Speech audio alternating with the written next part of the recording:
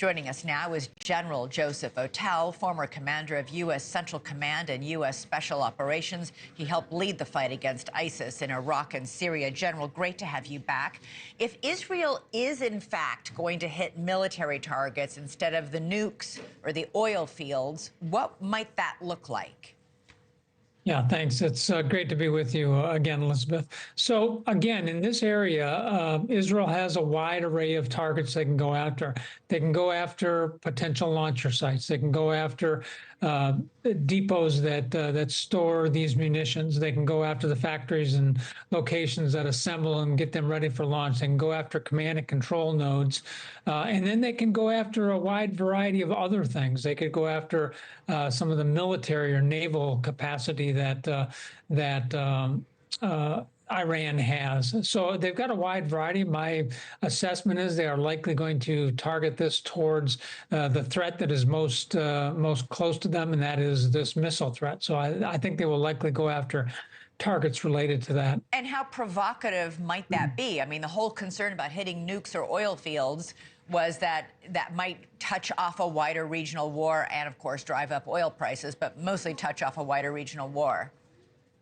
Well, I don't think it's certainly on the surface. It doesn't seem as provocative as going after the nuclear weapon sites or going after gas and oil. But I think it's important to appreciate that. I think what Israel still wants to do, they still want to reduce the capacity and capability of the Iranians. I don't think they're interested in returning to the status quo. So they don't want to have to deal with this. So I do think they are planning to do something that will have an impact militarily on the Iranians. You know, it feels like we've heard two different messages from President Biden toward Israel in the past since this ballistic missile attack by Iran. One of them was, don't hit the nuclear sites and the oil fields. And the other one is, the decision is Israel's alone. I mean, to explain what's happening here. Is he pressuring him, but then trying to pretend he's not?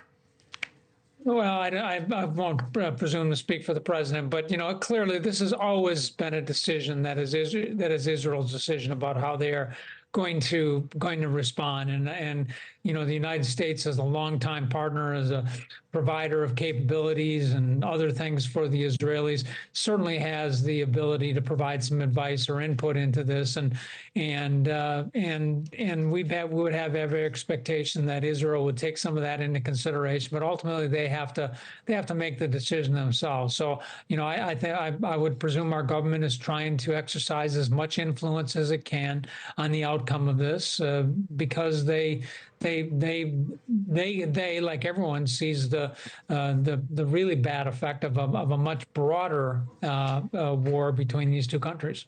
The first U.S. troops arrived in Israel yesterday.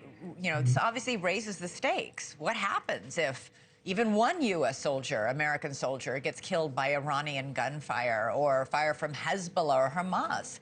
Would the U.S. suddenly be at war?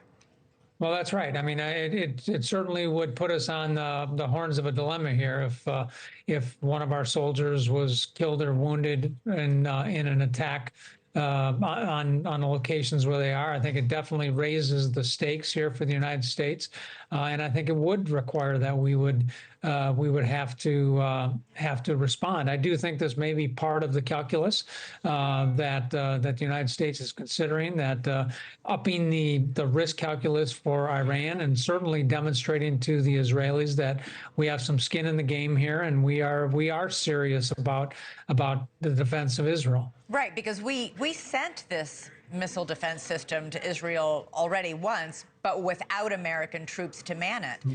This time, this week, American troops are arriving in the region to man it. So now we, you know, have these troops there, which they're also targets. Let's face it.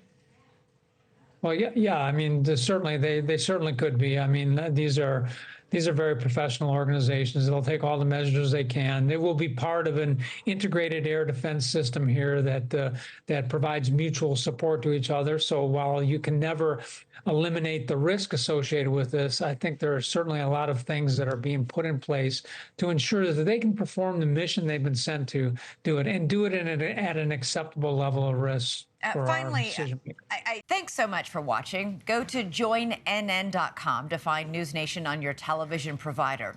And don't forget to click the red subscribe button below to get more of NewsNation's fact-driven, unbiased coverage.